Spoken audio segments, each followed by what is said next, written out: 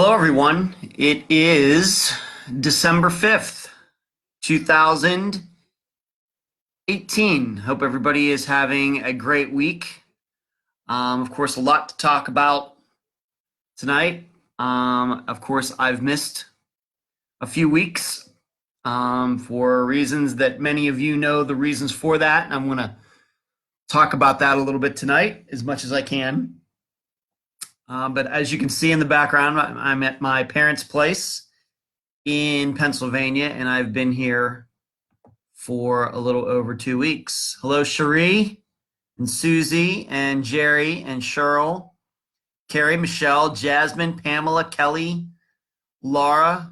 Thanks for everybody for joining in tonight. First,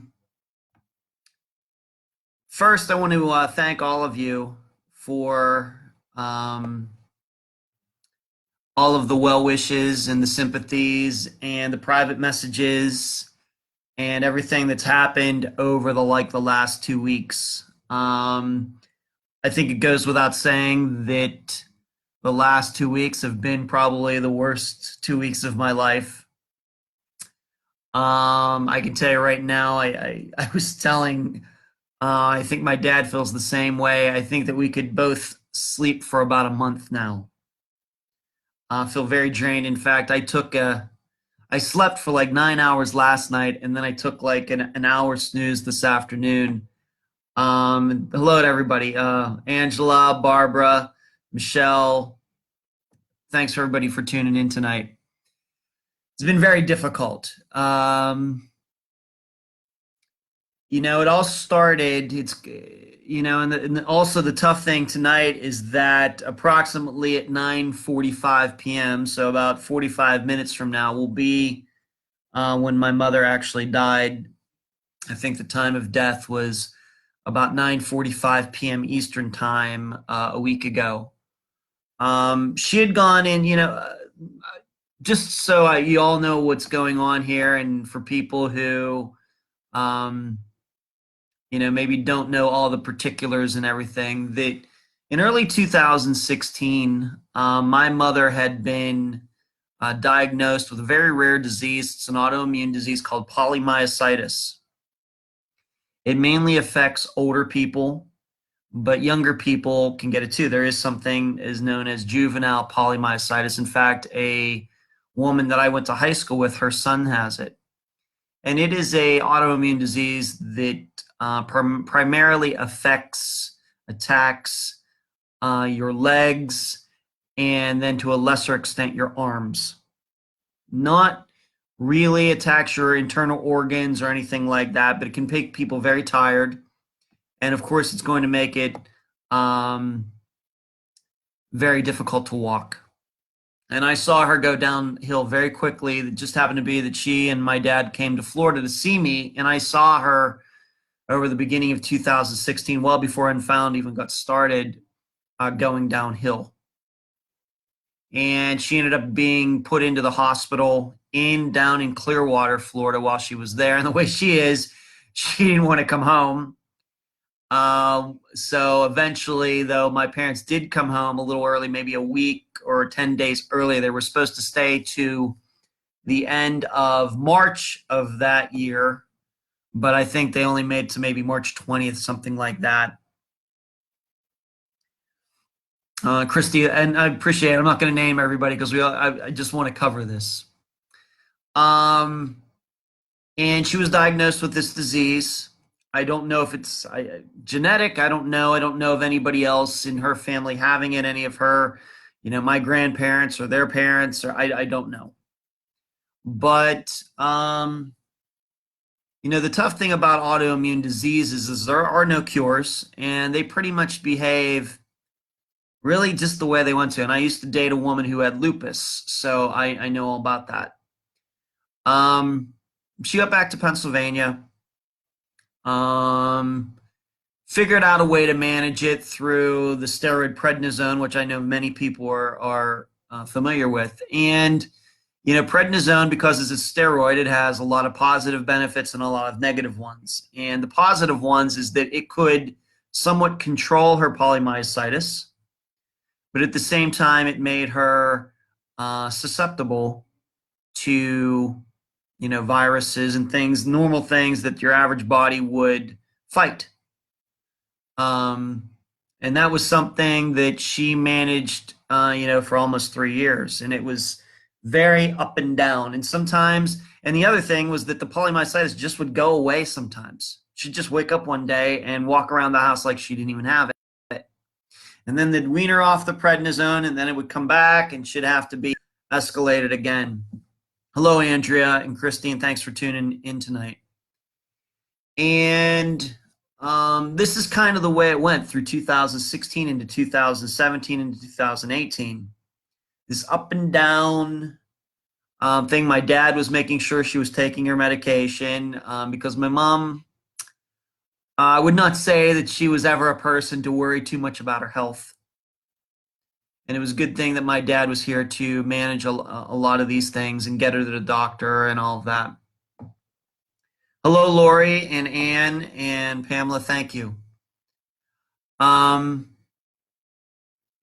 so even like when I was here back up here in July of this year, for the first 3 weeks that I was here, my mother could barely walk. She was in her chair. She'd go to bed, come out, sit in her chair all day, would hang out. But then for the other 3 weeks that I was here, like into August, to the end of August, just 4 months ago, 5 months ago, it was like she could walk. It was like she was a totally different person, and it was the way this disease went. But now that I look back at it now, but what had happened was the doctor started bumping up her prednisone intake. And, looking back at it now, the way that Dad and I think about it and what we could gather from the doctors is that we believe that in one of these troughs where the polymyositis was, sometime maybe in October, in one of these troughs in the downturns for this disease, and when she was hopped up on the prednisone, she caught a pretty bad virus or bacteria or something like that. And I don't think she nor my dad or the people who were these 3 women who were taking care of my mom, I wouldn't call them nurses or anything, but they were kind of helpers that my dad had an insurance policy to pay for them to come in and help my mother out like 4 hours a day and just hang out and do all sorts of things. And they've become very, very close to our family. They were doing this for about 2 years. Just between my mother, them, and my dad, they were just thinking it was just the polymyositis itself again, because polymyositis by itself is not, it's not like cancer or a heart attack or anything else. It doesn't kill somebody. People who have polymyositis die of a lot of the same things that the rest of us do. But what polymyositis does is, if you are taking medication for it, and you have to, if you don't take the medication, if you don't take the steroids and everything, you basically cannot do anything.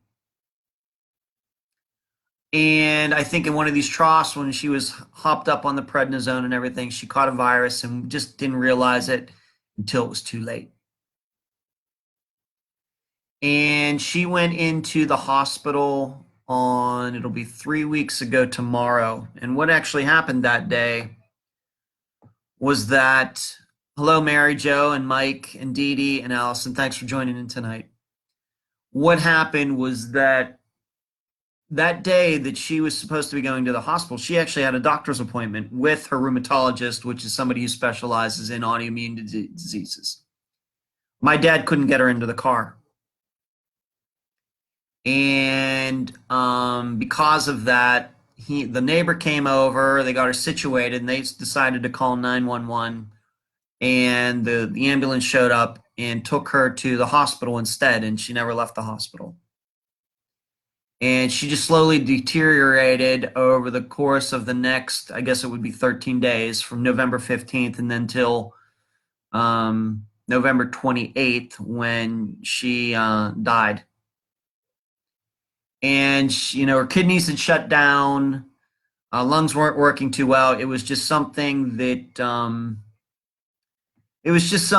probably had been recognized and gotten to a month ago or something. she'd probably still be here. But that's, sometimes just, I mean, hindsight's 2020. I don't blame anybody or anything like that. And so that's what happened. And so, my dad, maybe the day after, maybe November 16th, he had called me and told me, you might want to think about driving up here. And I told him, well, let's see what, because my mother had been in the hospital before.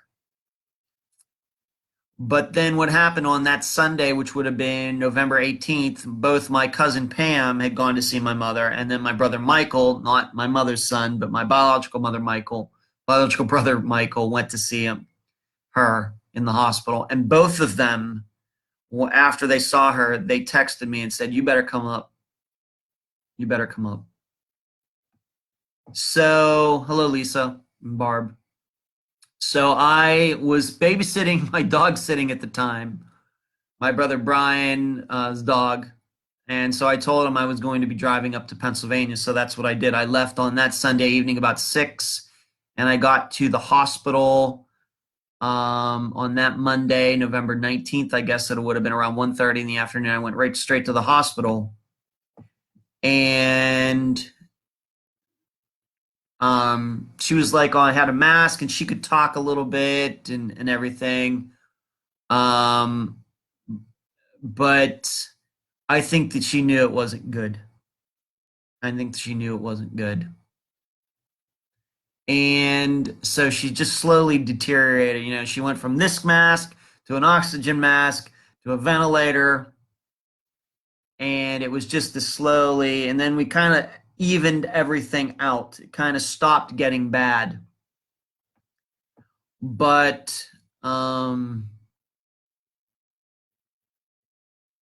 we hung on for a while, and I was keeping everybody updated as to what was going on with my mother and everything. But you get to see all these doctors, but the one infectious disease doctor, told us, it doesn't look good. And then the doctor for the entire intensive care unit came in, and she said that, I just want you to know that, there's no way that, your mother, talking to my dad, your wife is going to be the way she was before. And probably she would, because of the diseases, the infection that was ravaging her body, and the kidneys not working and everything else, that and that was all my dad needed to hear. Hello, Penny. That's okay. You're late. You're fine. That was all my dad needed to hear. He has the advantage, or had the advantage, that he had talked to my mother many times, about these situations. My mother and I had never had any conversations about that. My mother thought she was going to live forever. And so we never talked about what to do in these circumstances or anything else. But I knew that my dad was telling the truth when he said that, my mom would not want to live like this. And so we made the decision, it would have been a week ago yesterday, to take her off all the machines. And she was taken off all the machines at about 4 o'clock last Wednesday, a week ago. And she lasted at about, like I said, until about 9:45 p.m. So about a half hour from now, a week ago. And I was there. I was in the room. My dad left. He couldn't take it, and I don't blame him for that. But I was there till the end. The good thing was that a lot of people who hadn't seen her in a while got to come and see her while she was there that day, and got to say goodbye to her and everything. And then she passed. I was there for her last breath, and so that's what happened. That's what happened. It seems like it happened very quickly, but in retrospect, I went to the hospital like 10 days in a row, and it was just it seems like a blur now. I've been told about people who've done that for a month. A person who was the hospital front showing. I don't know how they do it. I really don't. I mean, I was worn out. I'm a fairly healthy guy and everything. Granted, it's my mother and everything, but I did it for 10 days. I was completely worn out. the physically, mentally, emotionally, spiritually, um, completely worn out. And I think that my mother was too. So, so we went down to the funeral home and arranged everything the next day. And the funeral home in Leechburg at the Curran was spectacular, absolutely spectacular. And then we had everything happened yesterday. We had a viewing at 10 in the morning, and a lot of people showed up. Then we had a mass. My mother was Catholic, although she hadn't gone to Catholic mass in a long time. I was raised Catholic. I was an altar boy. I was a church organist. And actually, where the mass was in the church where we went 30 years ago. And then we had a dinner at the place. And at this, so it was all the viewing, the service, and the luncheon were all in the same building. It was spectacular. And I would urge anybody who has to go through this somewhere down the road to maybe do that as well. People going from driving from the funeral home to the church to the, some place to eat. Seems like so much work. We're so happy. My dad and I were like, man, why didn't people think of this before? So we had this lunch for about an hour and a half. The food was great. It was all good. Everybody showed up.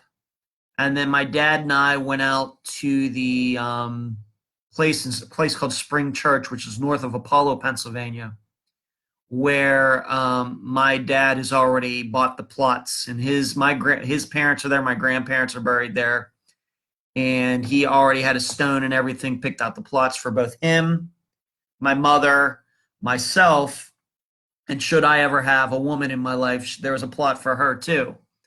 So that's where I will go, and my dad will go eventually as well.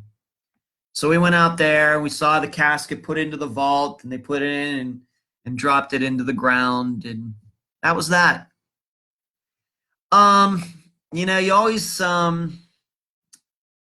wonder how this is going to go. I'm an only child, so I have to, as a child, I have to go through this all by myself. But my brothers and my sister, my brother Brian came up from Florida. My sister came over. Of course, they lost their mother, my biological mother, earlier this year in March. I came up for that funeral. So her death, Suzanne's death, is fresh in their mind. But you always wonder how this is going to go. You wonder, is your mother going to go first? Is your father going to go first? Could they go together, like in a car accident or something? What if I'm the one? Maybe if I got cancer or something and I went first, you think about these things. I know that they've been on my mind for years and years and years. And now I know Mom went first. And so we're, hello, Jackie. So that's how it went. And so now it's me and my dad. So, we're doing thank you cards today.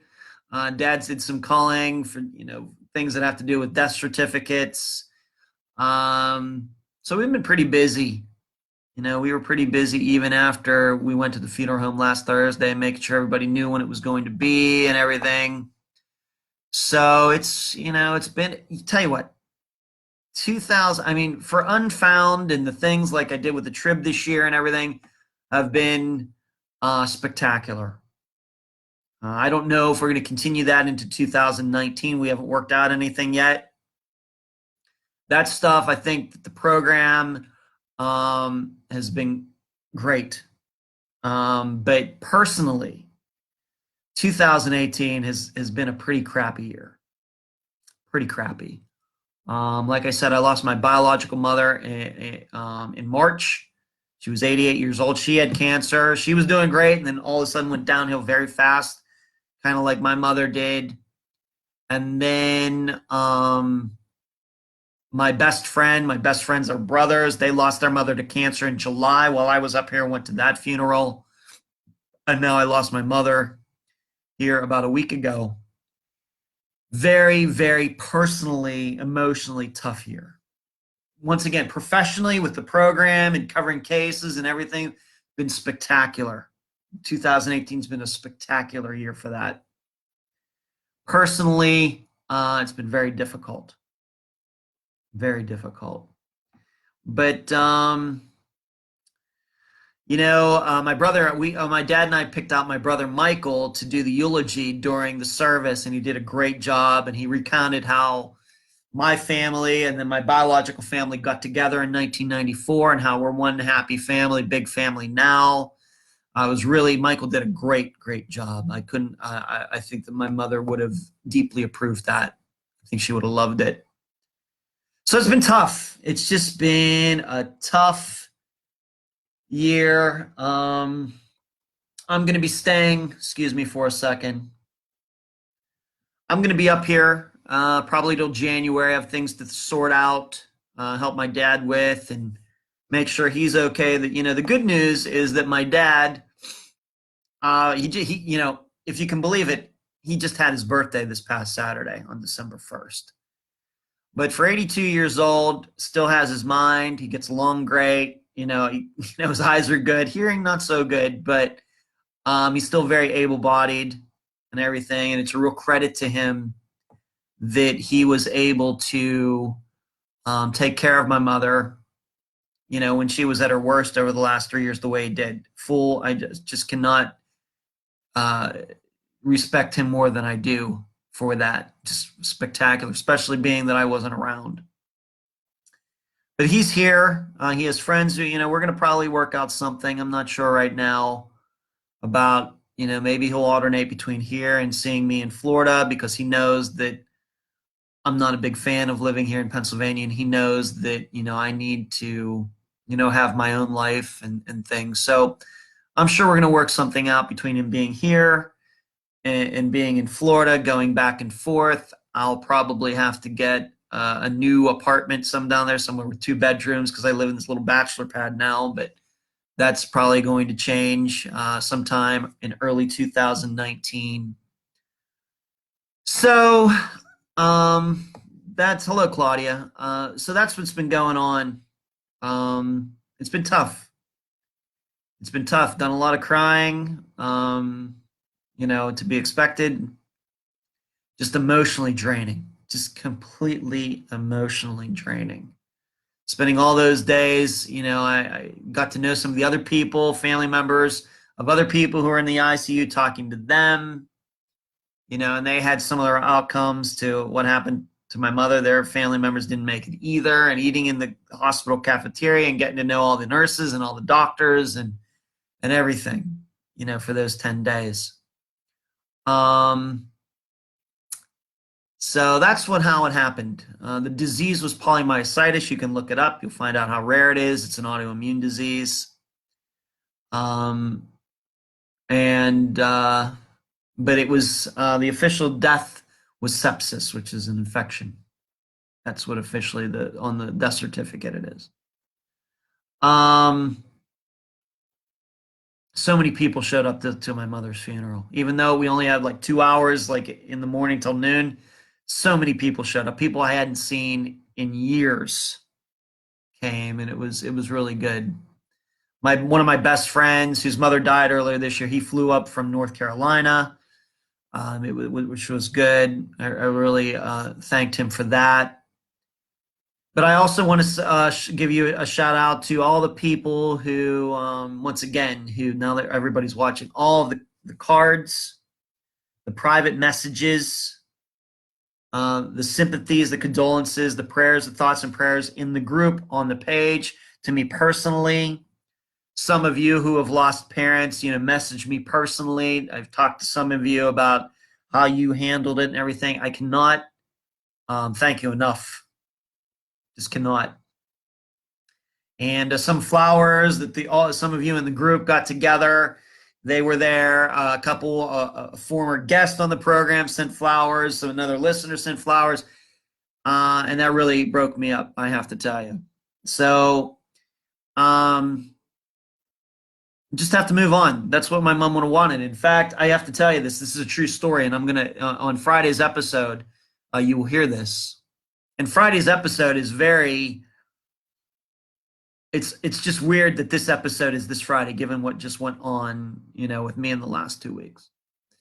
But the last full sentence my mother said to me was that she wanted me to work on Unfound.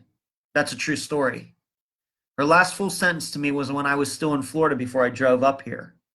And we were talking about, hey, Mom, do you want me to come up and see you? What do you want me to do? And one of the last things she said, no, you need to stay down there and keep working on Unfound. I don't want this to get in the way of your work.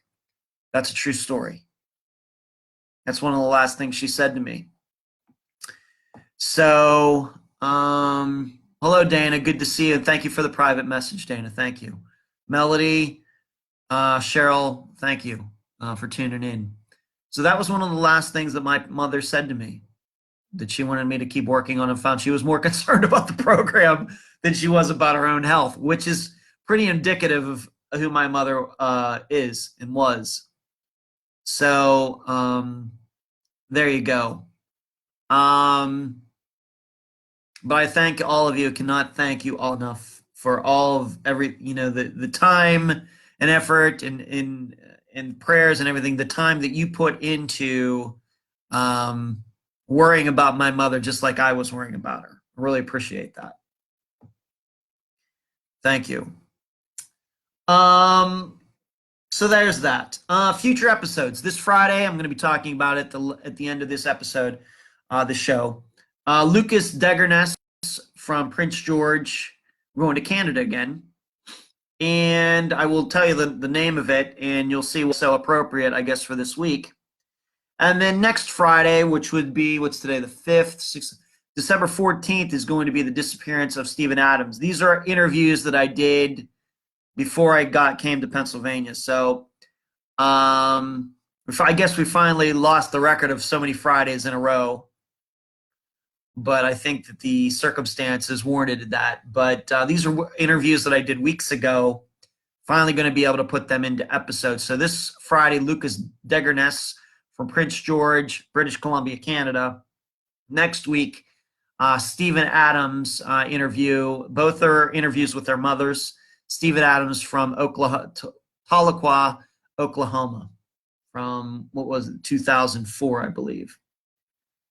So so other things, I'm just looking over at my list. I have a lot of things to make up to all of you. I still have some books to send out to people. We've had some new people come in on Patreon and things, and I promise you I will get to all of it eventually. I promise you that. And I still would like to make a push for I'm going to read this. Andrea says, I was really debating on flying out there for services, but wasn't sure if it was appropriate for your fan club to show up. Andrea, that's perfectly fine. Okay, that's funny. That is really funny, Andrea. That's funny. Okay.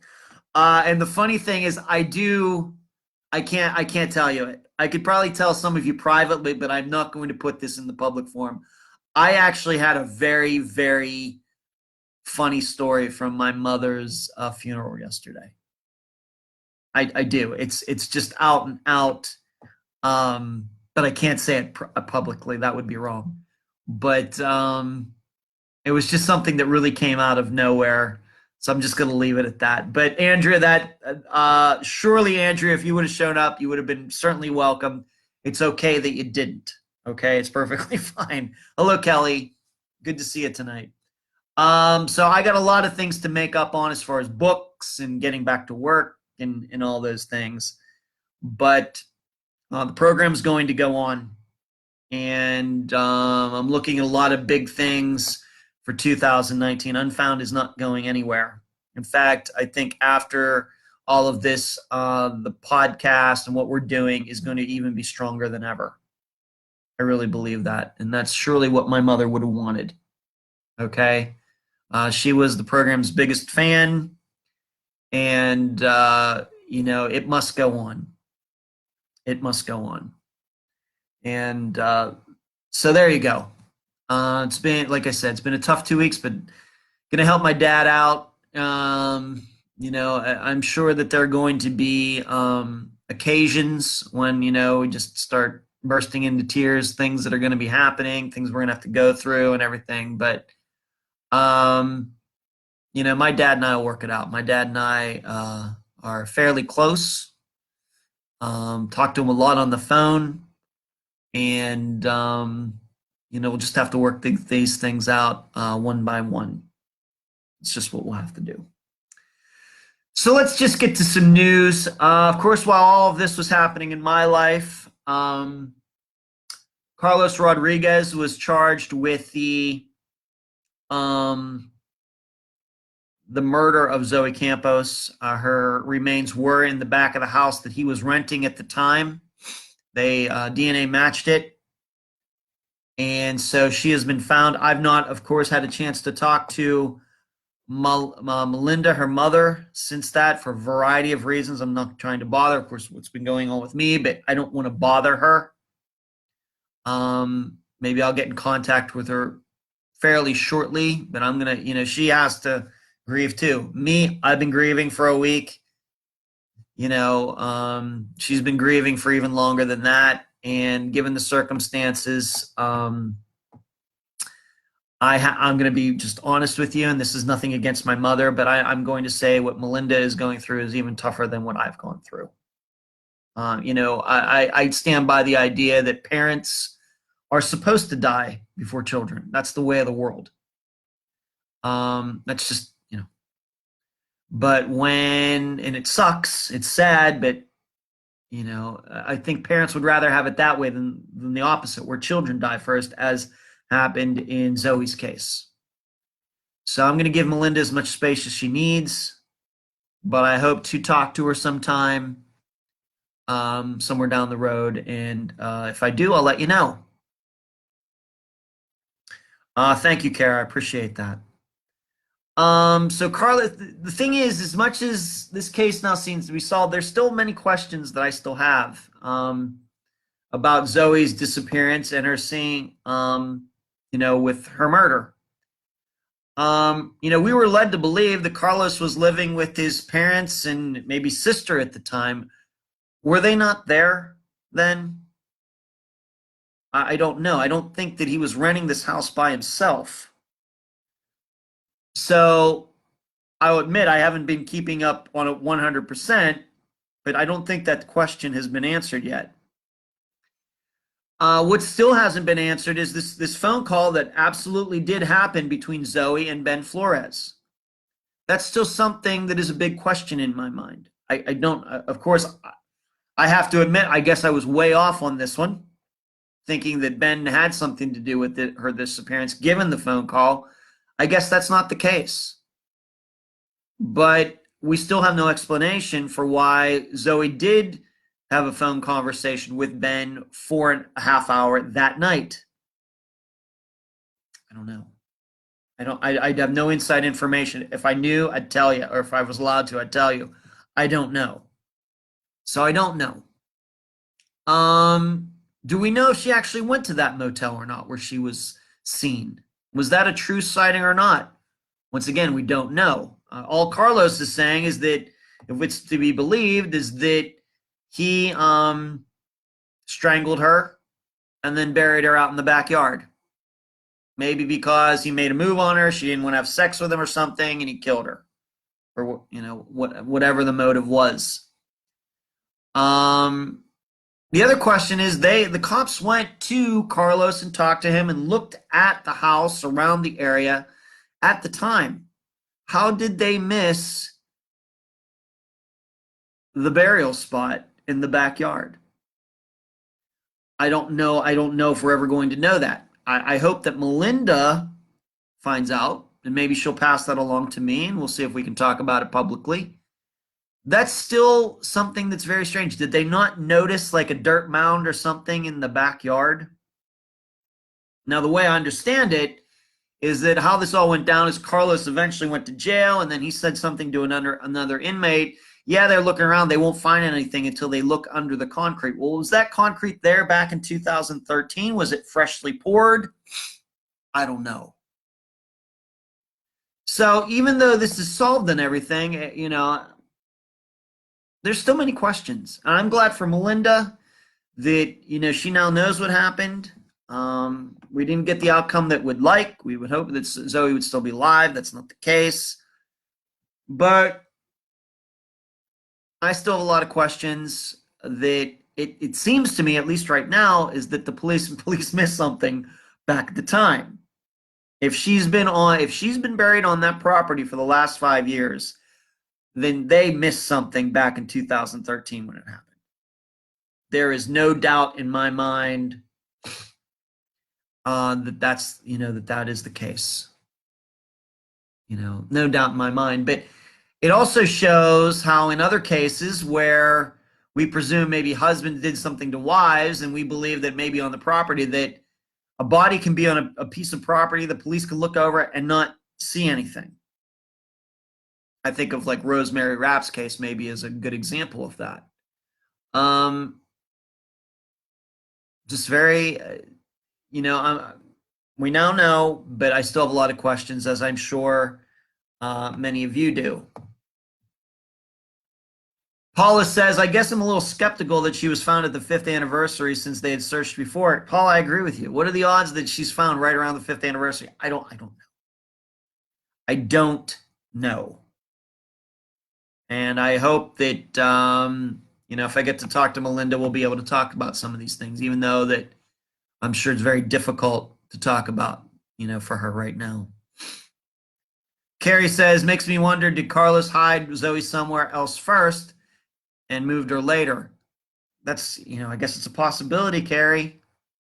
I don't know. And was it him actually driving the car? Where was this car? Who was driving this car? Her car. Was that Carlos driving her car that night when he was seen, or was it somebody else? So many questions. And but right now I don't know anything more than any of you do. Somebody did ask me though, what would they call the date of death be? How would they date that on a death certificate? I'm guessing that they will just take the day that Carlos said it happened. If he's going to say it happened that night or the next morning, early morning, then that's the date they'll use. Even though, we just have to go by his word. If he's willing to admit that he murdered her, I guess I'm willing to take for granted that he got the date right. So there's that. So there's still a lot of questions with Zoe Campos' case. And if we find out any more information, if I do, that that can be released to all of you, talking to Melinda, I will certainly do that. And Melinda is certainly permitted to to talk to any of you about it. Just keep taking me, the middleman, out of it. I don't know that. All I would ask is we just give her some space right now and not start sending her messages. I think that would be wrong. Claudia says, does anyone know which episode she was featured? Zoe's case, at least for Unfound, that was June. That was a case, I think the Zoe Campos case was like the beginning of June of this year, I think. And but she was on Disappeared as well, and I'm not sure when that episode came out. Christina, welcome tonight. Thanks for tuning in. I want to move on to this. Immaculate Basil, Mackie Basil. It's a case we covered from Canada early September, just a few months ago. Been in contact with Vanessa, of course, her cousin, who was the interview for that episode. Of course, Vanessa was on 2 episodes, Bonnie Joseph and Immaculate Basil. And it seems that the episode that we did has shaken loose a few new leads that she told me about. I don't think I can go public with it, but there is a new name outside of the 2 men's names that we talked about in that episode.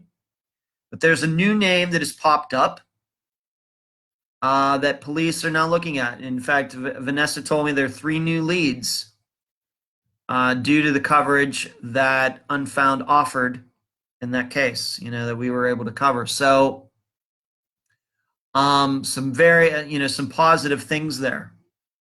I don't know where it's going to go. It's very early on. In fact, Vanessa just told me about this earlier today, coincidentally. So she wanted to let me know. She did tell me the guy's name. I'm not going to go public with it right now, but she says there are some 3 new strong leads in Mackey's disappearance. And this is a case that, of course, hasn't had any new leads for a while. That's what we're looking to do with Unfound. Once again, pushing things, further.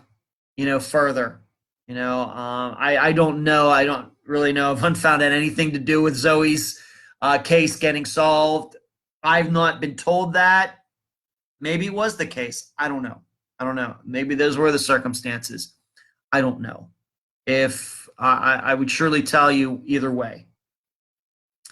But it does seem, in at least Mackey Basil's disappearance, that Unfound got to somebody's ears, and it seems like a few new people are talking. So there you go, which is spectacular. And as new information comes in, I will let you know. I'll, of course, let you know.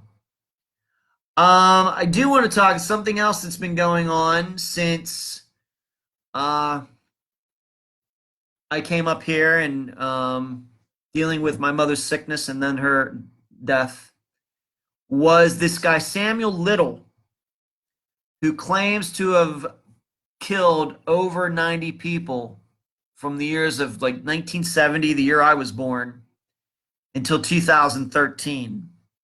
And they are calling he could be the most prolific serial killer, at least in the United States, of all time. And from California to Florida, Texas, Mississippi, South Carolina, and he is in jail now. And allegedly, the FBI has been able to connect him to 34 confessions that he has made. And of course, this would, and I think that most of these, most if not all of these women are women. The victims are women.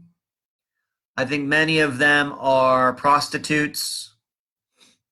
But FBI has allegedly connected him to 34 murders.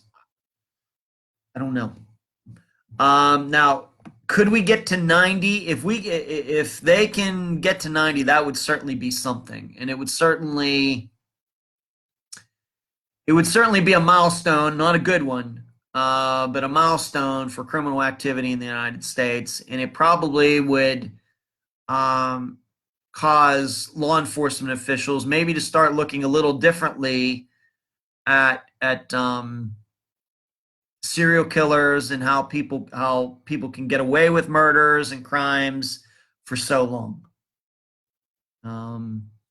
I think of maybe Gary Ridgway. He killed women over 20 women or something. He also, the prey for him were working women, just like it seems like for the Samuel Little guy. I don't know what to think of this. You know how we all know in many of these cases, serial killers, and even in disappearances, how mostly men like to brag. I think of like the Debbie Lowe case, where it is believed that the serial killer Gerard Schaefer murdered her. That was a case we covered over a year ago.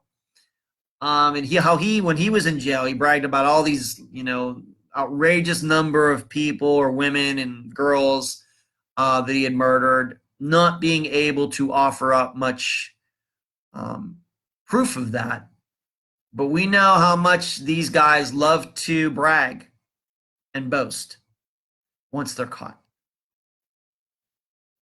So I'm still trying to figure out if Samuel Little is the same type, is one of those types of guys, or is everything that he is saying real? Is it truthful? Could you even remember 90 murders? Carrie says, wow, 3 decades crime spree. How does someone get away with that much for that long? Andrew says, if he hits 90, he'll definitely be a case study, but I have my doubts on 90. And Pamela says, will you see a truck driver? Pamela, I'm not sure if he was a truck driver or not.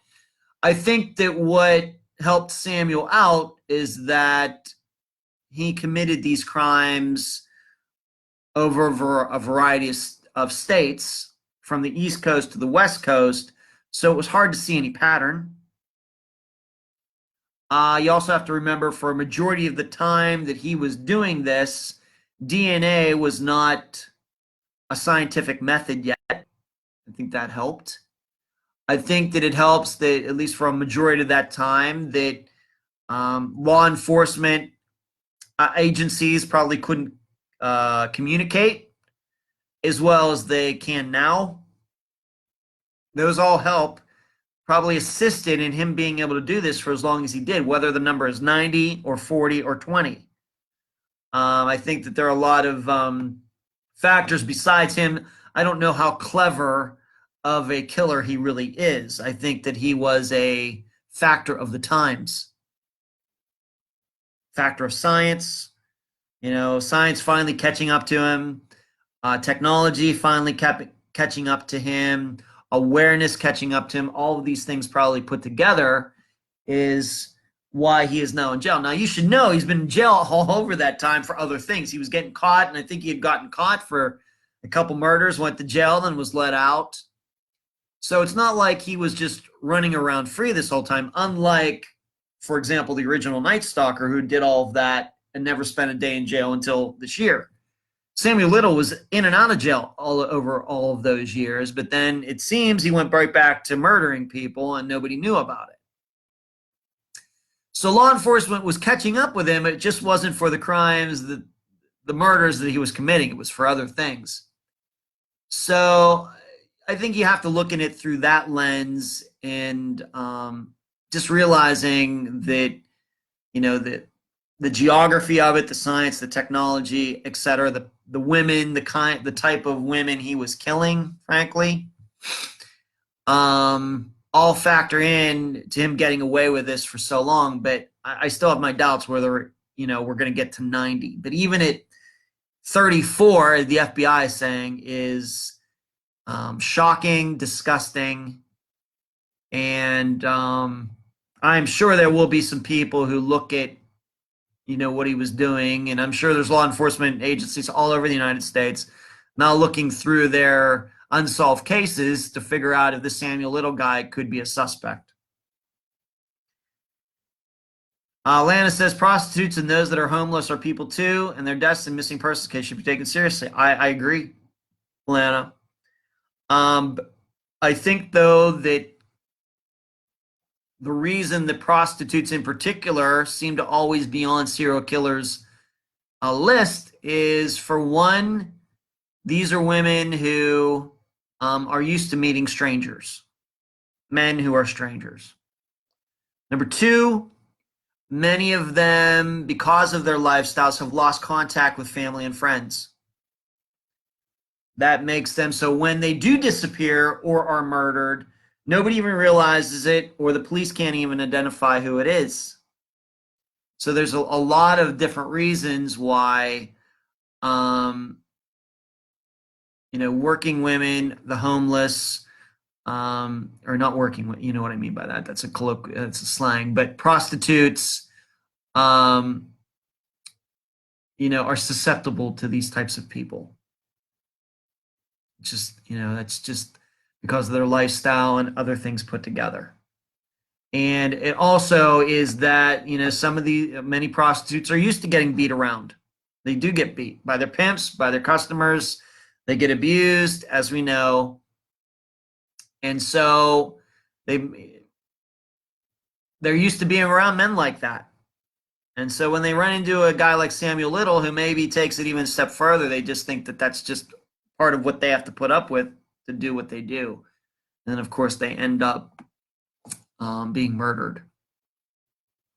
So, as you know, on Unfound, we don't care about those things. I don't care about people's activities, jobs, addictions. I don't care about that at all.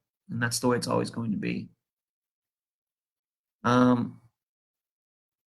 Lana says, I don't doubt many does, including children, are tied to him too. Very possible, Lana. I haven't seen a complete list of all of the women that have been connected to Samuel Little, so I don't know. I've seen some names, but it seems to me they were all adult women. We'll just have to see. Carrie says, we didn't have things like Doe Network, Charlie Project, nor the internet for majority of the time. Right.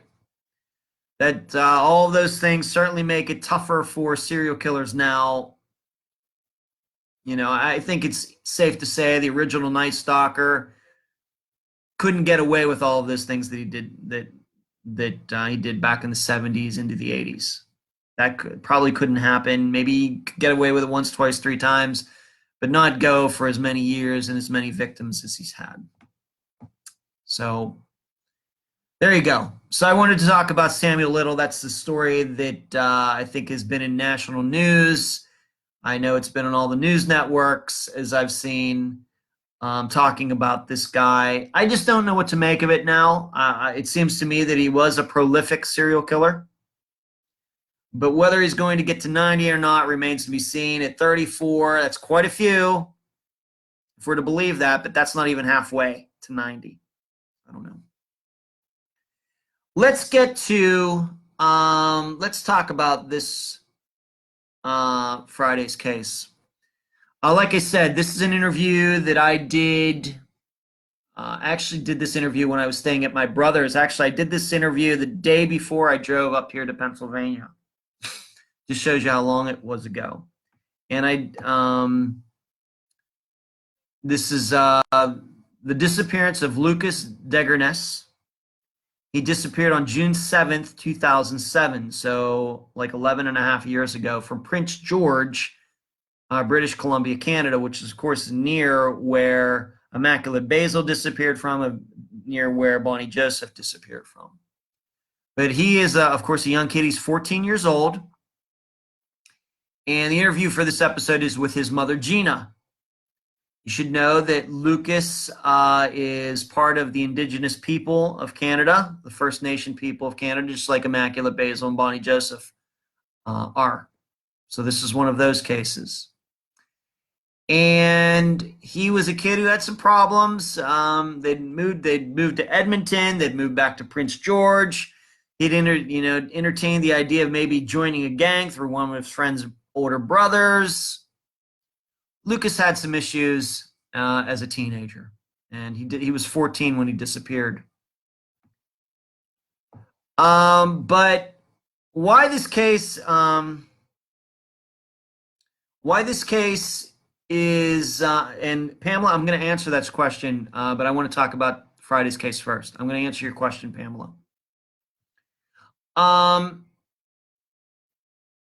What's so weird about covering this case this week is that, and I'm going to mention this during the episode, is that Lucas and his Lucas, the day before he disappeared, wanted to have a conversation. He wanted to have an urgent conversation with his mother. And she thought, oh, we don't have the time. We could do it the next day. Well, the next day, she and he had a meeting with the school principal, and it was after this meeting that Lucas left that meeting and then disappeared. And they never did get to have the conversation that Lucas wanted to have. And so the name of this episode, the title for this episode is What's Left Unsaid. And I couldn't help, just the way things work out, if you want to believe in some cosmic force or coincidence or whatever else, that's a topic that I've had a chance to think about with my own mother. In putting this all together, was there anything left unsaid between myself and my mother before she passed away? And I'm happy to say I don't think so. My mother and I were good buddies, but we could be very blunt with each other sometimes too. My mother, nicest person in the world.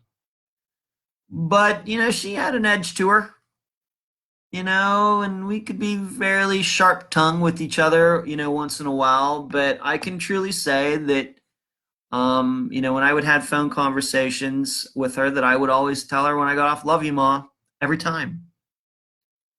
And if there's one good, thing I can say about, my mother's passing, is that we didn't leave anything unsaid. I'm not sitting here tonight, and it's been a week now. We passed the 9:45 mark about 10 minutes ago. There's nothing that I think that I missed in not saying to her. Whether thanking her for being such a great mom or telling her that I love her and all of those things, it's fairly good. And some children have a lot of guilt because of things they wanted to say to their parents and it was too late. So this is the kind of situation, and you're going to hear this. You're going to hear this in the interview with Gina. She's going to talk about how she and Lucas were supposed to have a conversation and they never got around to it. And it's going to be up to you to determine what could the topic of this conversation be, and could it have had something to do with his disappearance? Because they never got to have that conversation. They thought, oh, we'll have time later today, tomorrow, and later today and tomorrow never happened. So that's why this episode is being called What's Left Unsaid. And in the theme, as you know, I love to work with themes, and how I start out every episode after the music, of course.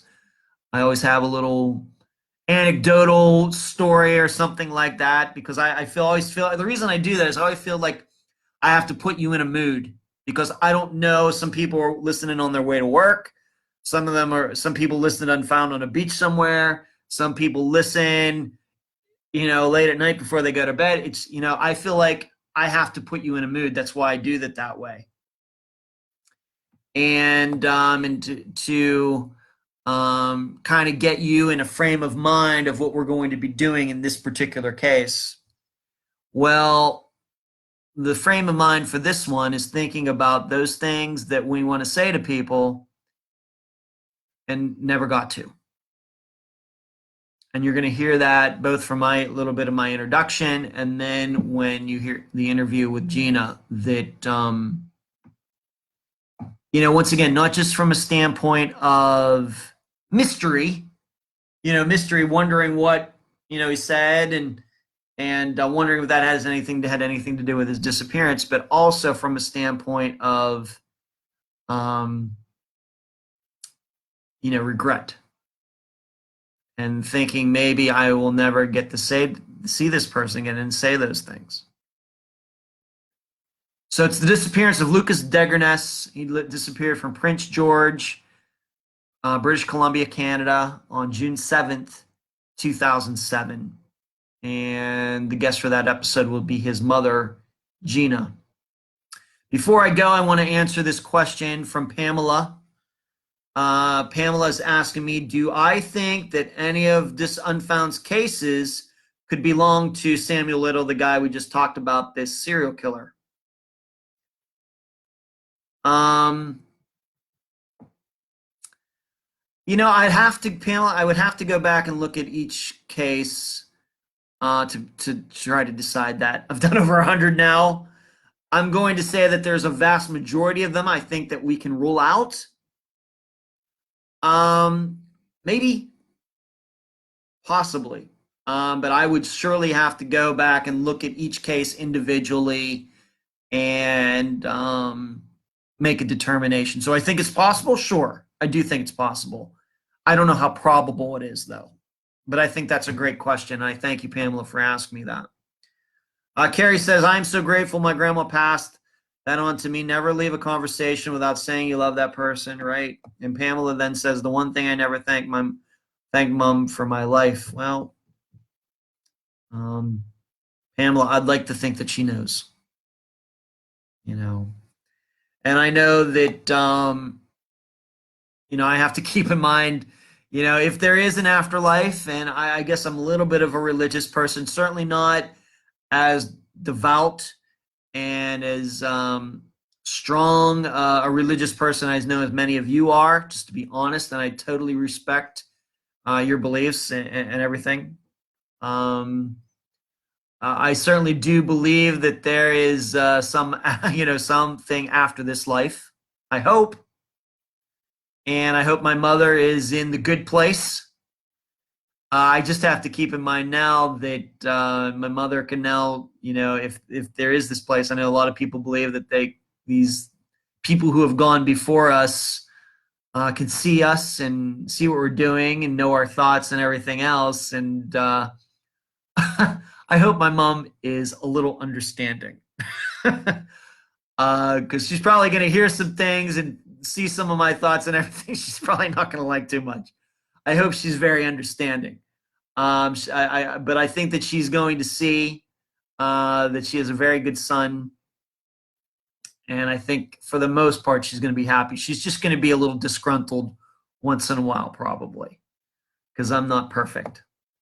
But we've been doing this for an hour. I thank you for all tuning in. As you know, I don't like to make either the episodes or this live show about me. You know that is when the show is not about me or anything. It's all about the guests and the missing people and the listeners and everything else. But I know all of you wanted to hear about what's been going on over the last 2 weeks.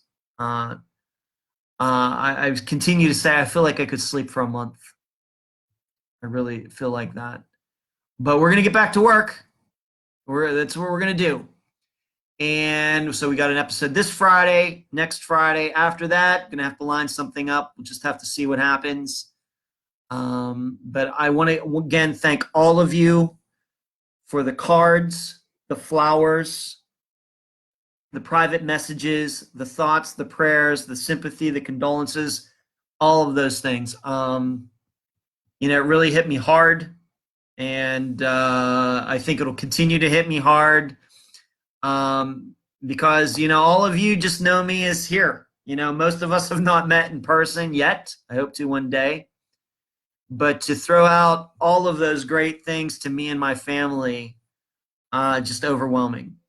And just completely overwhelming. I know some of you are now contributing to some charities. One of my mom's favorite charities was Children International. I know some of you have sent money to those organizations in my mother's name. I can't even begin to tell you how much that means to me. So I deeply appreciate all of it, and I will never forget any of it. Okay, I want you to know that. So I'm going to sign off now. I'm just going to, Carrie says you didn't put as much pastor as you think. Moms usually know way more than they let on. Well, okay. Janet says your mom's proud of you. Janet, thank you. Christine says thinking of you and thank you. Pamela says they are with us. I've lost 2 sons and I know they are with me. Pamela, I can't even imagine that. Can't even imagine that. Stephanie says, thank you for sharing, Ed. I hope you get some rest. I'm Stephanie. I'm going to be working on getting a lot of sleep. Thank you. And Lou, thank you for that as well. Get some rest.